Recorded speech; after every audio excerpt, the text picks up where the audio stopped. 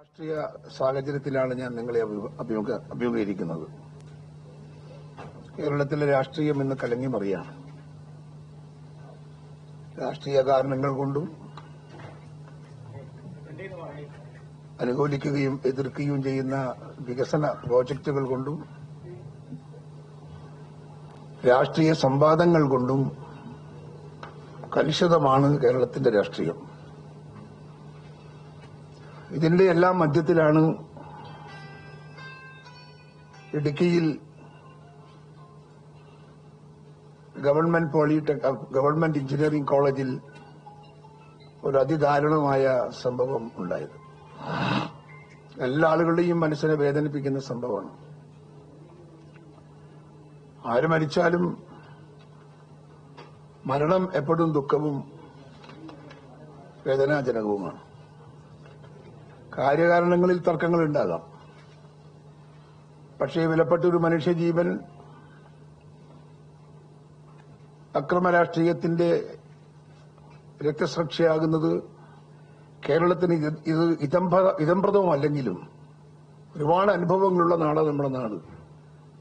എന്നാലും പുതുതായി കടന്നുവരുന്ന ഇത്തരം സംഭവങ്ങൾ നമ്മളെല്ലാം നോവിക്കും. മകനെ പഠിപ്പിച്ച് വളർത്തി അവൻ വളരുന്നതും അവൻ നാളെ ഉന്നത ജോലിയിലെത്തുന്നതും കുടുംബത്തെ സഹായിക്കുന്നതുമൊക്കെ സ്വപ്നം കാണുന്ന അച്ഛന്റെയും അമ്മയുടെയും മനസ്സിന്റെ അകത്ത് ഈയൊരു സംഭവം ഉണ്ടാക്കുന്ന ചലനങ്ങൾ, അതിന്റെ ആഴവും പരപ്പും ഞങ്ങൾക്കെല്ലാം ഉൾക്കൊള്ളാം. നിരവധി അക്രമ സംഭവത്തിൽ കൊല്ലപ്പെട്ട രക്തസാക്ഷികളുടെ മൃതശരീരം കണ്ണൂർ ജില്ലാ സംഘർഷ രാഷ്ട്രീയത്തിൽ മാഹിപ്പുഴ തീരത്ത് നിന്ന് ഏറ്റെടുത്തവനാണ് ഞാൻ. ഒരുപാട് കുടുംബത്തിന്റെ ദുഃഖം നേരിൽ കണ്ട് അനുഭവിക്കുന്നവനും ഇന്നും ആ കുടുംബത്തിന്റെ ദുഃഖങ്ങളിൽ പങ്കുചേരുന്ന ഒരാളുമാണ് ഞാൻ. അതുകൊണ്ട് വേർപാടിന്റെ ദുഃഖം, ഒരു ചെറുപ്പക്കാരന്റെ അന്ത്യം, ദാരുണമായ അന്ത്യം, കുടുംബാംഗങ്ങളിൽ ഉണ്ടാകുന്ന ചലനങ്ങളും കുടുംബാംഗങ്ങളുടെ ദുഃഖവുമൊക്കെ മനസ്സിലാക്കാൻ സാധിക്കുന്ന ഒരു വ്യക്തിയാണ് കേരള പ്രദേശ് കോൺഗ്രസിന്റെ അധ്യക്ഷനായ ഞാൻ. കല്ലല്ല എന്റെ മനസ്സ്, ഇരുമ്പല്ല എന്റെ മനസ്സ്. മനുഷ്യത്വം വളരെയേറെ ആഴത്തിലും പരപ്പിലും കാത്തുസൂക്ഷിക്കുന്ന ഒരു സാധാരണ പ്രവർത്തകനാണ് ഞാൻ. ഈ സംഭവം വന്നപ്പോ എന്നെ പ്രതിക്കൂട്ടിൽ കയറ്റി നിർത്താൻ ഇടതുപക്ഷം CPM നടത്തിക്കൊണ്ടിരിക്കുന്ന ശ്രമങ്ങൾ എനിക്ക് പുത്തരിയല്ല, പക്ഷേ എനിക്ക് അത്ഭുതമാണ്.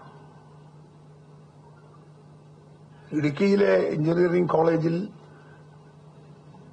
SFI KSU സംഘർഷം എന്നതിന് പറയാമോ എന്ന് എനിക്കറിയില്ല. ഏകപക്ഷീയമായ അക്രമമാണ്. കേരളത്തിന്റെ ഏത് കോളേജുകൾ എടുത്താലും 60-65% കോളേജുകളിലും SFIയുടെ അക്രമത്തിന് ഇരയാകുന്ന കോളേജ് ക്യാമ്പസുകളാണ്. എത്രയോ വർഷങ്ങളായി കോളേജ് ക്യാമ്പസുകളിൽ അക്രമം കൊണ്ട് മാത്രം പിടിച്ചു നിൽക്കുന്ന ഒരു പ്രസ്ഥാനമാണ് SFI.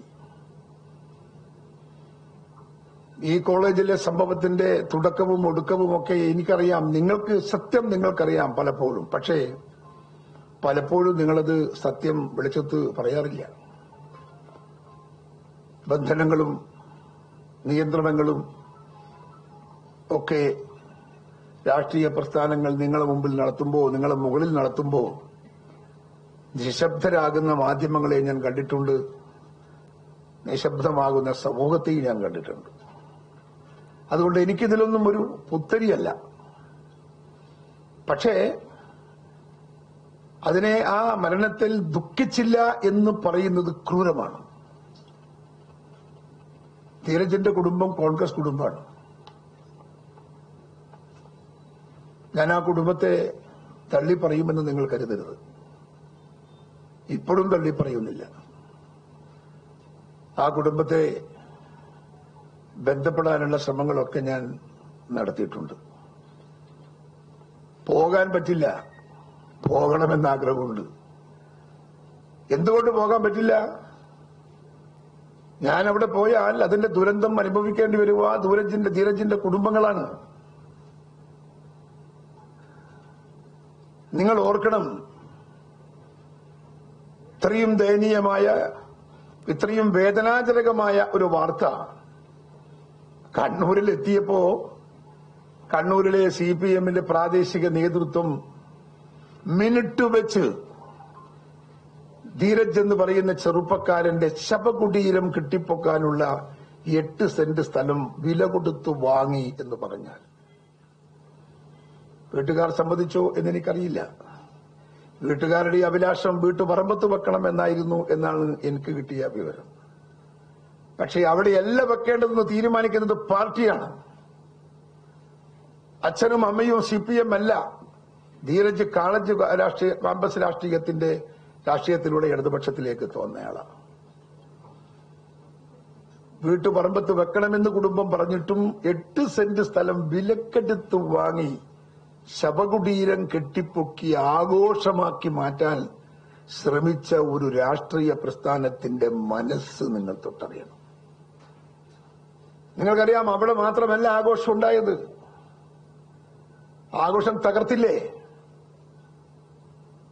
തിരുവാതിര കളി കൊണ്ട് പിണറായി വിജയനെ അങ്ങ് ഉയർത്തിയില്ലേ? നാട്ടുകാർ നടത്തിയതല്ല പരിപാടി. ഉത്തരവാദപ്പെട്ട നേതാക്കൾ, പാർട്ടിയുടെ അഖിലേന്ത്യാ നേതാവടക്കം പങ്കെടുത്ത് വേദിക്കകത്തിരുന്ന് ആസ്വദിച്ച് കൈമുട്ടി വിരൽ ചൂട്ടി മുഖഭാവം കൊണ്ട് ആ പൂരക്കളി ആസ്വദിച്ചു. ചിത്രം നിങ്ങളൊക്കെ കണ്ടു കാണും. മൃതദേഹം പോസ്റ്റ്മോർട്ടം ചെയ്യാൻ വെച്ച ആശുപത്രിയുടെ പരിസരത്ത് വന്ന് CPMന്റെ നേതാവ് MM മണി അവിടെ ഇരുന്ന് അദ്ദേഹം പൊട്ടിച്ചിരിച്ച് ആസ്വദിക്കുന്ന, പരസ്പരം ആസ്വദിച്ച് പൊട്ടിച്ചിരിക്കുന്ന MM മണിയുടെ പടം നിങ്ങൾ കണ്ടു. ഒരു ചെറുപ്പക്കാരന്റെ നിശ്ചലമായ ശരീരം പോസ്റ്റ്മോർട്ടം മുറിയിൽ നിൽക്കുമ്പോ അതിന്റെ മുന്നിൽ പൊട്ടിച്ചിരിക്കാൻ സാധിക്കുന്ന MM മണി ദയാലുവായ മഹാനുഭാവൻ.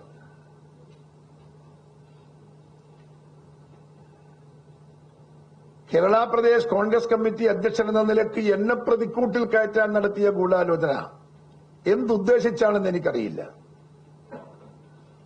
എനിക്കതിൽ ആശങ്കയുമില്ല, ഭയപ്പാടുമില്ല, ആശയ സംഘർഷവുമില്ല, ഒന്നുമില്ല.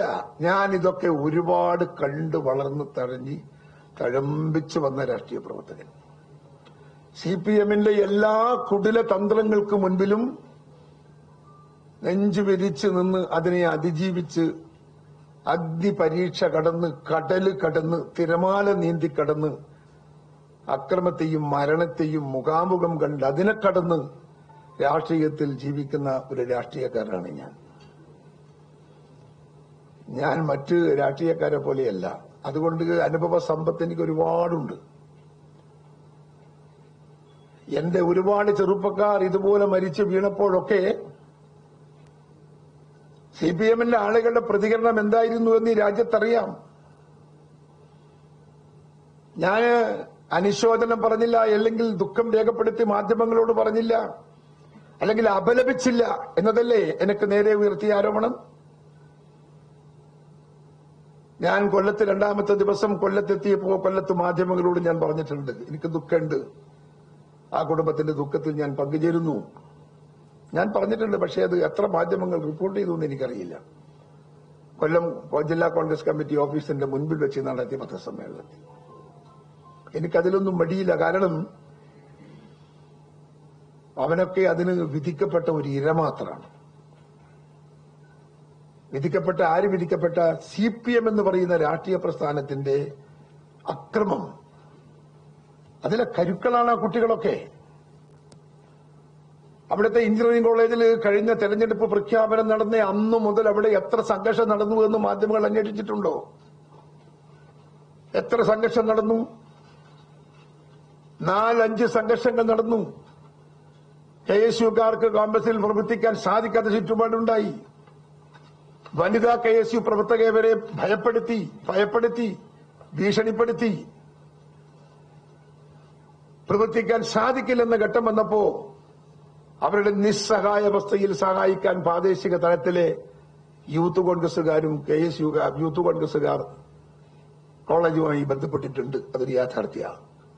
കയറി CPM SFIയെ കൊല്ലാനും കൊത്താനുമല്ല, KSUവിന്റെ കുട്ടികൾക്ക് പരിരക്ഷ നൽകാൻ, അവർക്ക് സംരക്ഷണം നൽകാൻ. പക്ഷെ അതിനും അവസരം കൊടുത്തില്ല CPM. പുറത്തുനിന്ന് ആരടാ ഇവിടെ വരാനെന്ന് പറഞ്ഞു വരുന്നവരെയൊക്കെ അപ്പം അടിച്ചോടിച്ചു.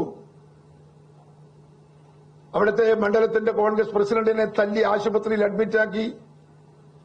ആശുപത്രിയിൽ 3-ാം ദിവസം 30-35 ആളുകൾ വന്ന് അവിടെ കൂട്ടിട്ടടിച്ചു.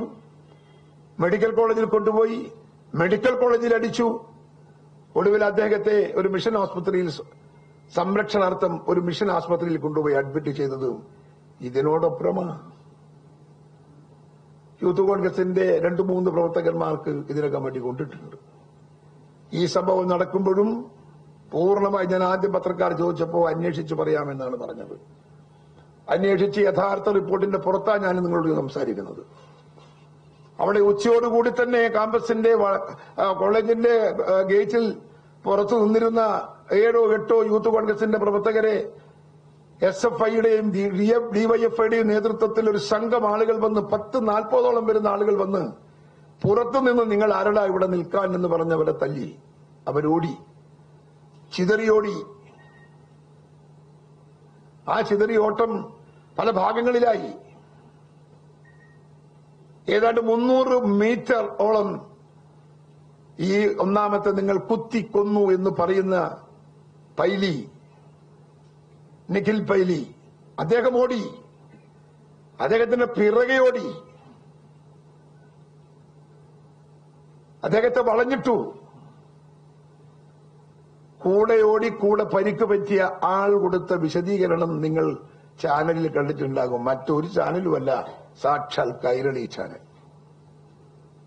എന്താ കുട്ടികൾ പറഞ്ഞത്? ഞങ്ങൾ അവനെ ഓടിച്ചു, അവൻ ഓടി, അവന്റെ പിറകിൽ ഞങ്ങൾ ഓടി. ഒടുവിൽ തടഞ്ഞു വീണു. പിന്നെ എന്ത് സംഭവിച്ചു എന്നറിയില്ല. ധീരജ് വീഴുന്നത് കണ്ടു, പക്ഷേ കുത്തുന്നത് കണ്ടില്ല. ആണോ? ഞാൻ ഈ പറഞ്ഞ സ്റ്റേറ്റ്മെന്റ് ശരിയാണോ? ധീരജിനെ കുത്തുന്നത് കണ്ടില്ല, ഇടികൊണ്ട് വീണെന്നാണ് ഞങ്ങൾ കരുതിയത് എന്നാണ്. ഇടികൊണ്ട് വീണതാണെന്നാണ്. അപ്പോ ആരാണ് കുത്തിയത്? ആ കുട്ടികൾക്ക് കുത്തു കിട്ടിയത് പോലും ആര് എന്നവർക്ക് പറയാൻ പറ്റുന്നില്ല. ആര് കുത്തി? അവർക്കും പരിക്കുണ്ട്. ധീരജിന് പരിക്കുണ്ട്. ആ ധീരജ് മരിക്കുന്നു. മരിച്ചതിന്റെ ഉത്തരവാദിത്വം KSUവിന്റെ പുറത്ത് എങ്ങനെ വരുന്നു? കോൺഗ്രസിന്റെ പുറത്ത് എങ്ങനെ വരുന്നു? മരണപ്പെട്ടു. സങ്കടം, ദുഃഖം, ഒരു തർക്കമില്ല. ഒരിക്കലും സംഭവിക്കാൻ പാടില്ല. ഒരു ജീവനാണ്. കുടുംബത്തിന്റെ ഒരു പ്രതീക്ഷയായ ചെറിയവനാണ്, ഒരു കുട്ടിയാണ്. ഞങ്ങൾ സമ്മതിക്കുന്നു. ആ അനുകമ്പ നമ്മുടെ മനസ്സിന്റെ അകത്തുണ്ട്. പക്ഷേ കേരള KSU എന്ന് പറയുന്ന വിദ്യാർത്ഥി സംഘടനയുടെ പ്രവർത്തകന്മാർ ബോധപൂർവം അവിടെ ആക്രമണം ഉണ്ടാക്കാൻ ശ്രമിച്ചോ? ബോധം CPM SFI കുട്ടികൾക്ക് നേരെ അവർ അക്രമമായിട്ട് പോയോ? അവർ ക്ലാസുകളിൽ കയറി ഭീഷണിപ്പെടുത്തിയോ? പ്രവർത്തന രംഗത്തിരിക്കുന്ന SFI കുട്ടികളെ വളഞ്ഞു വെച്ച് ആക്രമിച്ചോ? ഒരൊറ്റ ആക്രമിച്ച ഒരു സംഭവം, ഒരു ഇൻസിഡൻസ് പറയാമോ? നിരവധി വട്ടം പോലീസുകാർ, 4-5 വട്ടം പോലീസുകാർ ഇവരെ ഒഴിവാക്കാൻ നോക്കി. പക്ഷേ ഒഴിവായി പോയില്ല. ആര്? SFIയുടെ കുട്ടികൾ. ധീരജ് കുത്തുകിട്ടി വീണു. ആശുപത്രിയിൽ എത്തിക്കാൻ പറഞ്ഞു. പോലീസിന്റെ പ്രതികരണം എന്തായിരുന്നു? അവിടെ കിടക്കട്ടെ. എന്തുകൊണ്ടാണ് പോലീസ് അങ്ങനെ പറഞ്ഞ്? അങ്ങനെ പറയാവോ? ഗുരുതരമായി പരിക്കേറ്റ ആളുകളെ പെട്ടെന്ന് ആശുപത്രിയിൽ എത്തിക്കേണ്ടുന്ന പോലീസ് എന്തുകൊണ്ട് അവിടെ കിടക്കട്ടെ എന്ന് പറഞ്ഞത്? പോലീസും മടുത്തു നിൽക്കുക. ഇവരെ വരട്ടാനും തുരത്താനും നിരവധി വട്ടം ശ്രമിച്ചിട്ടും മാറാതെ പിന്നെയും പിന്നെയും പ്രശ്നങ്ങൾ ഉണ്ടാക്കുമ്പോൾ സ്വാഭാവികമായും പോലീസുകാരന്റെ മനസ്സിൽ വരുന്ന ഒരു ഇറിറ്റേഷനാണത്. ഞാൻ ന്യായീകരിക്കുന്നില്ല, അതിനെ ഒരിക്കലും ന്യായീകരിക്കുന്നില്ല. എന്ത് പ്രശ്നങ്ങൾ ഉണ്ടായെങ്കിലും ആ ഗുരുതരമാണ് എന്ന് തോന്നിയിട്ടോ തോന്നാഞ്ഞിട്ടോ എന്ന് എനിക്കറിയില്ല. പക്ഷേ ആശുപത്രിയിൽ എത്തിക്കേണ്ടതായിരുന്നു എന്നത് യാതൊരു തർക്കമറ്റ സംഗതിയാ. അതിന് ഞങ്ങളല്ല മറുപടി പറയേണ്ടുന്നത്. അതിന് കേരളത്തിലെ പോലീസിന്റെ ഭരണം നടത്തുന്ന ഗവൺമെന്റാ മറുപടി പറയേണ്ടത്. പോലീസുകാർക്ക് പോലും ശല്യക്കാരായി തോന്നി എന്നതാണ് അതിന്റെ യാഥാർത്ഥ്യം. അങ്ങനെ നിരന്തര സംഘർഷത്തിൽ ആകസ്മികമായി ഒരു ദുരന്തം സംഭവിച്ചതിന്റെ ദുരന്തം KPCC അധ്യക്ഷന്റെ തലയിൽ കെട്ടി എനിക്കെതിരെ പ്രസ്താവനകളും പ്രസംഗങ്ങളും മുദ്രാവാക്യങ്ങളും മുഴക്കി രാജ്യത്തിലുടനീളം കോൺഗ്രസിന്റെ ലക്ഷക്കണക്കിന് രൂപയുടെ ആഫീസുകളും കൊടികളും കൊടിമരങ്ങളും ബോർഡുകളും ഷെൽട്ടറുകളും അടിച്ച് തകർത്ത് ഇന്നലെ തളിപ്പറമ്പിൽ ഗാന്ധിജിയുടെ സ്റ്റാച്യുവിന്റെ തല വരെ അടിച്ചു പൊട്ടിച്ചു.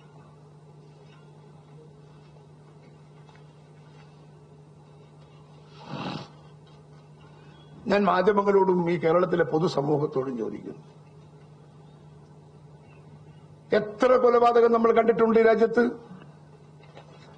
ഒരുപാട് കൊലപാതകങ്ങൾ കണ്ടിട്ടുണ്ട്. പക്ഷേ ഏതെങ്കിലും ഒരു കൊലപാതകത്തിൽ ഒരു രാഷ്ട്രീയ പ്രസ്ഥാനം അത് ആഘോഷിക്കുന്നത് കണ്ടിട്ടുണ്ടോ?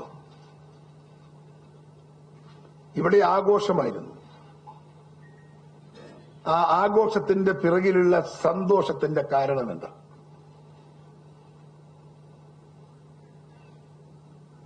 ആഘോഷിക്കുമ്പോൾ ആഘോഷത്തിന്റെ പിറകിൽ സന്തോഷം ഉണ്ടാവില്ലേ? ഈ മരണത്തിൽ എന്താണ് അവർക്കൊരു സന്തോഷം?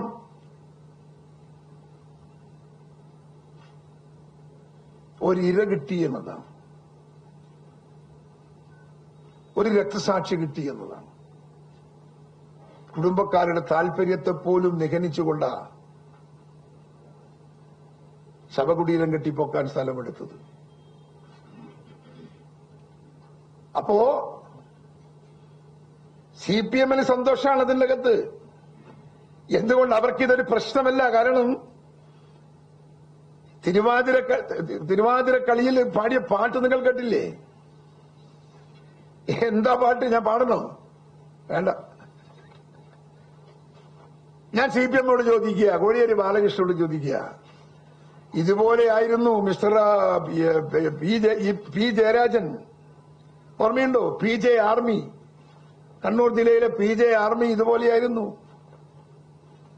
ജയരാജനെ പ്രകീർത്തിച്ചുകൊണ്ട് പാട്ട് വന്നു. പിണറായി പ്രസംഗിക്കാൻ വന്ന സ്റ്റേജിൽ പാട്ടുപാടി.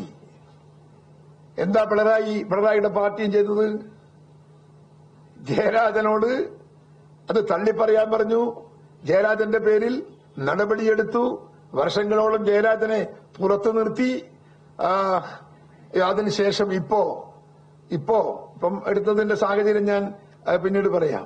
അദ്ദേഹത്തെ തൽക്കാലം ഖാദി ബോർഡിന്റെ ചെയർമാനാക്കി വെച്ചിട്ടുണ്ട്. ഞാൻ ചോദിക്കുന്നു, ഈ പിണറായി വിജയന് അനുകൂലമായി ഇന്നലെ നടന്ന ഈ സംഭവത്തിൽ കോടിയേരി ബാലകൃഷ്ണന് സംസ്ഥാന സെക്രട്ടറിക്ക് നട്ടലുണ്ടോ?